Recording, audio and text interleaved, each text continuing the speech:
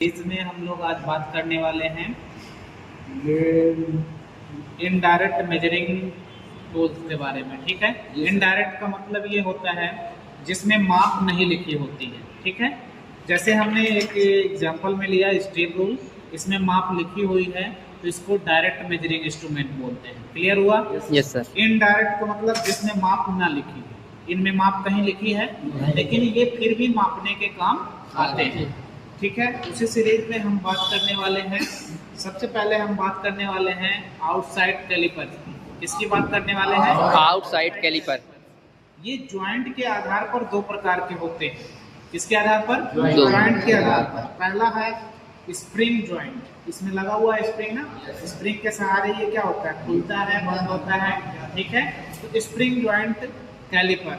दूसरा आता है पिवेट ज्वाइंट, यानी पिवेट स्प्रिंग नहीं रहती है, एक रिवेट के थ्रू क्या रहता है, फिक्स रहता है। तो दो प्रकार से इनका वर्गीकरण किया गया है, स्प्रिंग के आधार पर और पिवेट के आधार पर। ठीक है, यस सर। ज्वाइंट के आधार पर दो प्रकार के होते हैं, वो ज्वाइंट वाला। ठीक है, अब हम बात करते हैं कैलिपर्स के प्रकार में। हमारे पास है आउटसाइड स्प्रिंग टाइप कैलिपर्स। क्या है? Outside spring type callipers. ठीक है, या स्प्रिंग ज्वाइंट कैलिपर्स। तो हम इससे किसी भी जॉब के बाहरी व्यास को आसानी से चेक कर सकते हैं। इसका नाम है आउटसाइड, लेकिन टांगे कैसे मुड़ी होती हैं? अंदर सर की तरफ। ठीक है, कैसे चेक करेंगे? चलिए एक एग्जांपल लेते हैं। आपके इसमें एक रखा हुआ है, ये आपका पाइप। ठीक है, पाइप को हम ऐसे फंसाएंगे और स्प्रिंग को क्या करेंगे, ये पाइप का हमें व्यास ज्ञात करना है। स्प्रिंग को हमने यहाँ टाइट रखा, ये आपका हुआ, यानी किसी भी जॉब के बाहरी व्यास को चेक करने के लिए। अब हमें ये इससे मालूम नहीं चला कि ये कितना है ना, तो उसके लिए हम क्या करेंगे, इसकी माप को कहाँ ट्रांसफर करेंगे? स्केल रूल में। कहाँ ट्रांसफर करेंगे? स्केल रूल में। जब स्केल रूल में हमने लगाया, चेक किया, तो उसमें हमें चेक किया कि ये 2 सेंटीमीटर है। कितना है? 2 सेंटीमीटर। 2 सेंटीमीटर यानी 20 mm। कितना है? 20 mm। क्लियर है? यस। इसका काम आउटसाइड यानी बाहरी माप को लेने के लिए। नाम क्या है इसका? Outside caliper. Outside caliper spring joint, या ऐसे कह सकते हैं spring joint type outside caliper. Clear है? Yes sir. इसमें किसी को डाउट हो तो पूछ सकते हैं। फिर हम बात करते हैं स्प्रिंग टाइप की इनसाइड कैलिपर्स। इनसाइड, लेकिन इसकी टांगे कैसी हैं? बाहर साइड मुड़ी, यानी बाहर की हैं। कितनी मुड़ी होती हैं? 3 से 5 mm मुड़ी होती है। बाहर की कितनी मुड़ी होती हैं? 3 से 5 mm। कितने डिग्री में मुड़ी होती हैं? 45 डिग्री में मुड़ी होती है। कितने डिग्री में? 45 डिग्री। इसका भी काम इनडायरेक्ट मेजरमेंट के लिए करते हैं। इनडायरेक्ट का मतलब अभी हमने बता दिया। इनडायरेक्ट मेजरमेंट का मतलब करते हैं, जैसे हमें कोई खांचा कटा है जहाँ पर उसकी चौड़ाई नापना है, तो हम किसका प्रयोग करेंगे? Inside callipers. किसका प्रयोग करेंगे?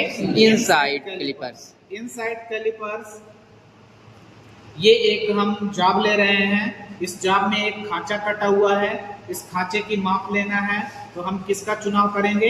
Inside calliper. ये आपकी माप इनसाइड चेक करके आपको बता देगा कितना है, कितना खांचा उसमें कटा हुआ है। ये हमने स्प्रिंग को टाइट किया और इसको निकाला, और इसकी माप को हम कहाँ ले गए? स्टील रूल में ले गए। स्टील रूल में जब ले गए तो हमने चेक किया कि इसकी माप कितनी थी? 40 सेंटीमीटर थी। अरे mm थी। कितनी थी? 40 mm। ठीक है, तो इसका प्रयोग हम बाहरी माप के लिए करते हैं। बाहरी माप के लिए क्या? आंतरिक माप के लिए करते हैं। ठीक है, कोई यस सर। ठीक, फिर हम बात करते हैं इसी प्रकार कैलिपर्स में जैनी कैलिपर्स की। जैनी कैलिपर्स क्यों बोलते हैं? क्योंकि इसकी एक टांग क्या होती है? सीधी होती है, दूसरी टांग क्या होती है? मुड़ी हुई है, जो अंदर की भी तरफ हो सकती है और बाहर की तरफ भी हो सकती है। दोनों तरफ हो सकती है। ठीक है, अंदर की तरफ भी हो सकती है और बाहर की तरफ होती है। इसका काम क्या होता है? इसका पहले नाम जान लेते हैं। इसको 3 नामों से जाना जाता है। पहला odd leg callipers. Odd leg मतलब टांग। इसकी दोनों टांगे अलग अलग होती हैं। अभी तक हमने देखा इन दोनों की टांगे क्या थी, सेम थी, जी। इसकी टांगे अलग अलग थी, तो इसलिए इसका एक नाम हो जाता है ओड लेग कैलिपर्स, ठीक है। Yes, sir. दूसरा नाम था जेनी कैलिपर्स, ठीक है। तीसरा नाम है हार्माफ्रोडाइट कैलिपर्स। कौन सा नाम है? हार्माफ्रोडाइट कैलिपर्स, ठीक है। Yes, sir. इसका काम क्या होता है? इसका काम होता है, मान लीजिए कोई एज है, यानी कोई जाब है, उसको हमें क्या करना है, उसके समांतर लाइन खींचना है।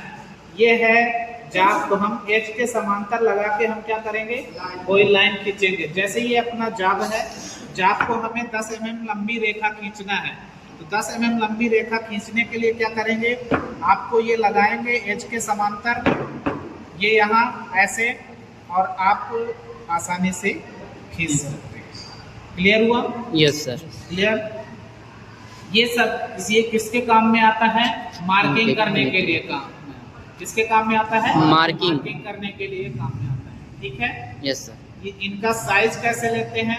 इनका साइज, जो ये पिवेट है ना, पिवेट से इनके लेग पॉइंट तक, पिवेट से लेग पॉइंट। क्लियर है? Yes, इसका sir. साइज पिवेट से लेग पॉइंट, कोई दिक्कत नहीं। बस इतना ही है।